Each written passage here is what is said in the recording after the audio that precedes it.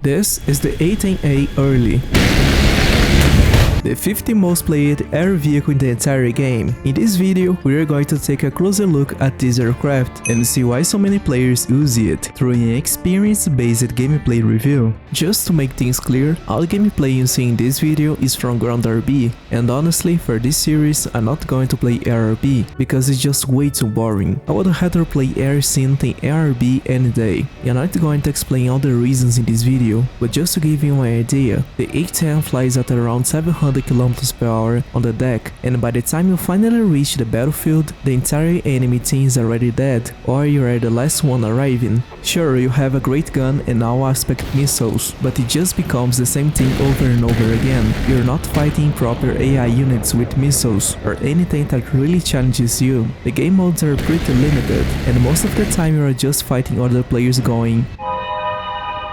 As you can see, we are on a very cloudy map, and with this A-10 I carry 8 guided weapons, 6 Mavericks and 2 GBUs-8s. I did try some other loadouts like 2 2,000-pound bombs and some rocket pods, but honestly it's just not worth it. The first thing we are going to do is drop down through these clouds and start looking for some interesting targets, mainly high priority targets like enemy SPAAs. Because at around 700 km/h on the deck, it's very hard to dodge a missile if one gets launched at you, because your loadout will load your wings and limit your maneuverability, so you need to rely on the maneuvers rather than speed. As you can see, we just launched about 5 Mavericks. I like firing multiple at one target, especially things like T-72s, T-80s, because the damage can be really inconsistent. I mean, these missiles supposedly have about 50 kilos of explosive, and sometimes it still feels like they do almost no damage. And the same goes for the GBU-8. Anyone who has used this bomb knows it's honestly one of the worst GBUs in the game, mainly because it has almost no aerodynamic performance, and this A-10 having early ballistic computer, so many of your bombs won't be as accurate as it seems. You usually have it to aim a little higher than the indicator suggests if you want the bomb to actually reach the target. Alright, now we already have a NOSA aiming at us. Our RWR has pinged on where he's kinda spotting from, but did not launch yet, which is good. It probably means he still has not visually spotted us yet, but we already know where he is. So of course he's going to be our first target. There is another SPAA over there, so we're going to try dropping the GBU on him. And here's the thing, even though that green indicator says the bomb should land close enough, the target computer on this aircraft is honestly terrible. So it's always better to aim a bit ahead of the target. And yeah, just like I said, it landed really close, but not quite enough. Alright, now we're going to try gun run, since we are out of guided weapons. First target is going to be this BMP-3, and man, using the A-10's gun is just incredibly satisfying. There is nothing quite like a 30mm cannon fire almost 4,000 rounds per minute. We managed to take him out pretty quickly. At this point we were just messing around a little bit, because there are only 2 enemies left.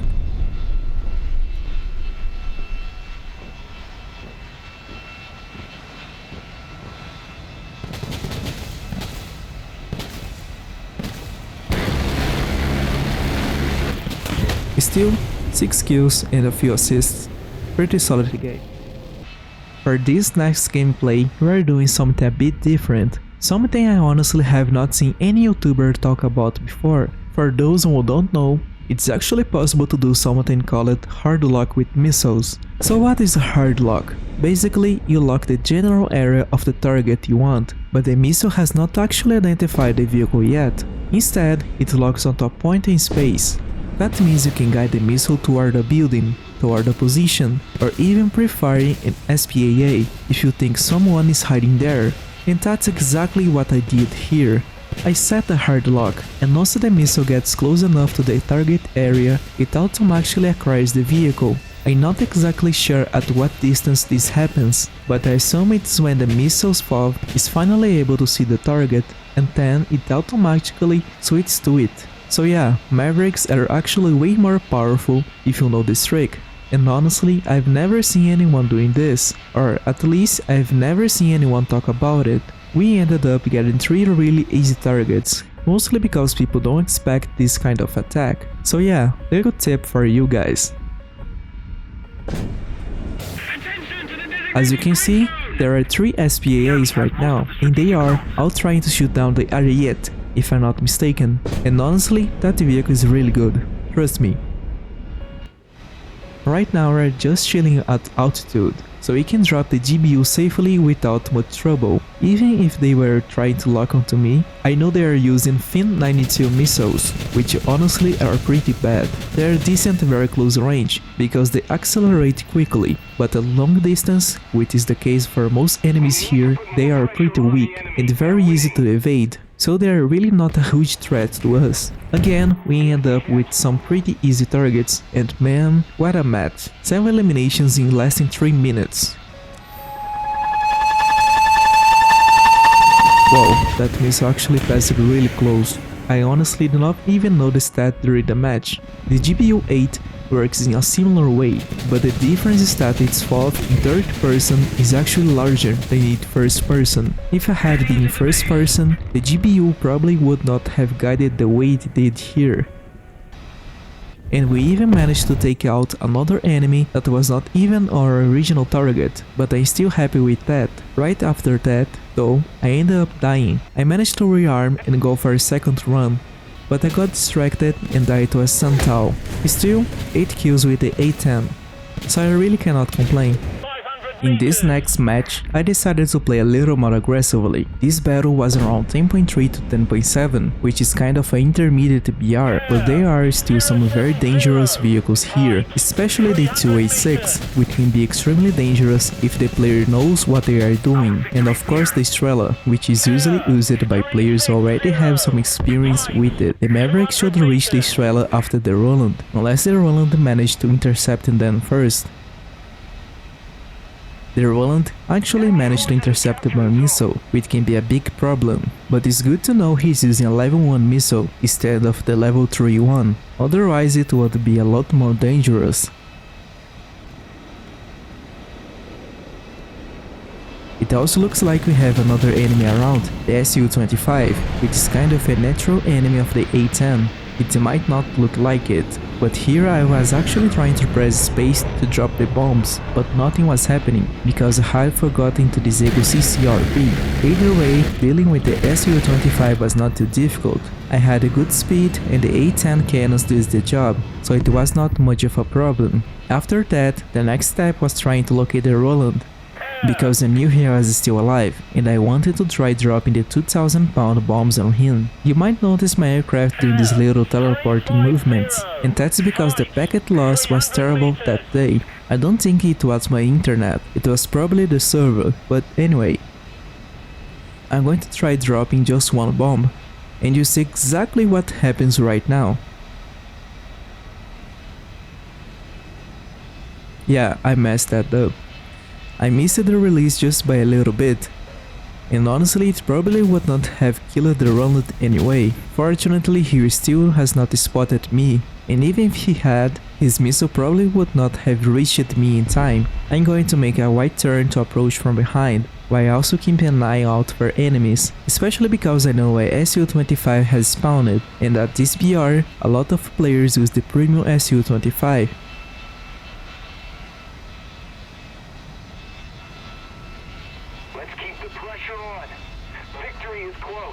I tried to switch to Mavericks as soon as possible, and there we go, we have a Noza. Good thing he has not noticed us yet, he's going to be our first target. There was what looked like another tank over there, never mind, he's already been destroyed, but at least we managed to take out the Oza. Alright, no immediate threats, so let's go for a bomb run. First target, second target. I was almost sure I killed that guy, no. I didn't. That was very close though. I must even hit a teammate by accident. Not the best run, and we did take a bit of damage to the right wing, which will affect our flight performance a little bit, but nothing too serious. Now we are making another turn to attack from behind again. I also noticed there is a helicopter, and helicopters can be extremely dangerous at this BR because the A-10 is low, and that makes it very easy for them to hit you. Fortunately, it was not too difficult to deal with, and if you notice, it's actually the same player who was using the Roland earlier, so clearly this guy is not having a great match today. Spawned SPAA, died. Spawned helicopter, die. The enemy has captured most of the strategic zones.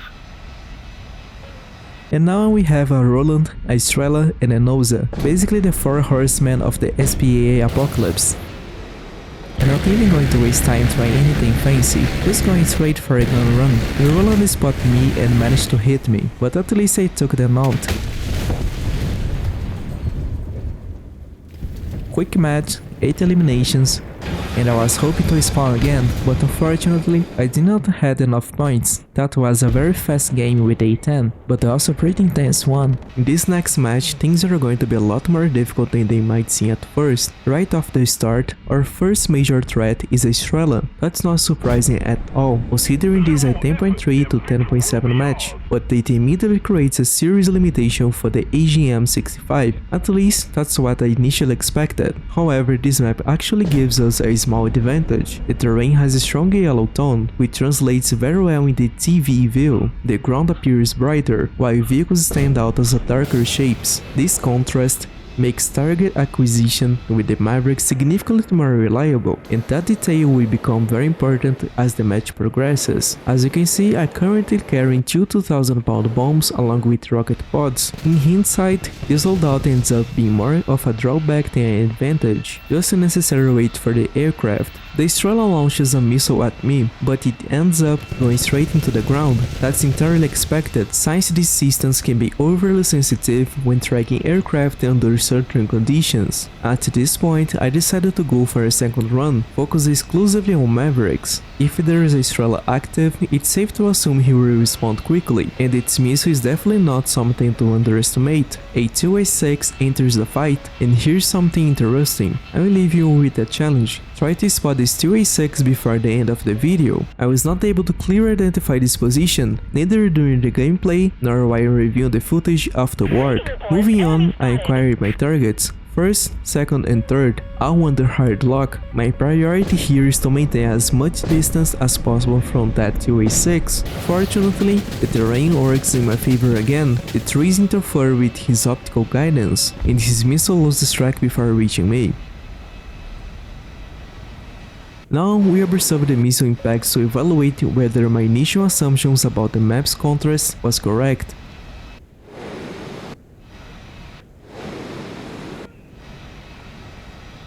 The first missile gets intercepted. The second one hits successfully, and the third one loses track entirely, so overall, 1 of 3. Not ideal, but still functional. At this stage, I decided to return to base, rearm and prepare for a second run. For the next pass, I choose to drop the 2,000-pound bombs, with the 2A6 already actually tracking me. Carrying necessary weight only reduces my chances of survival. I keep the rocket pods for now, as I'm still unsure whether they might be useful in certain situations. As I re-enter the battlefield, I start to identify targets again. I spot one Estrella, then another. I proceed to launch 5 Mavericks in sequence. Now let's see the outcome. Most of the zones are taken by the enemy. The first missile hits.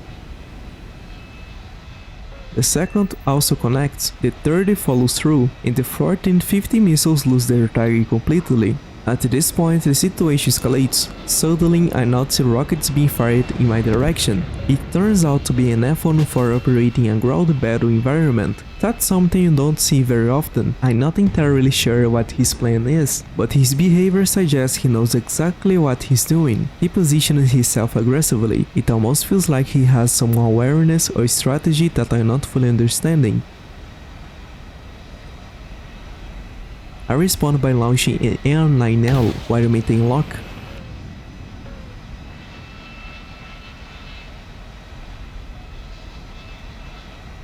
and he immediately deploys flares and successfully evades. That confirms this is not an inexperienced player. At this point I'm left with Mavericks and rocket pods, so I choose to hold on to them, and this is where I make what is probably my biggest mistake in the entire match. I attempt to engage him too early, assuming the 2A6 had already been neutralized by my A-10. I go for an overly aggressive maneuver and missile guidance, and end up missing completely. He likely realizes that I've exhausted most of my missiles, because instead of pressing the attack, he disengages and creates distance again. This happens while I'm relatively close to my airfield. I initially assumed that friendly anti-air defenses might intercept him, but in reality, they are still too far away to be effective.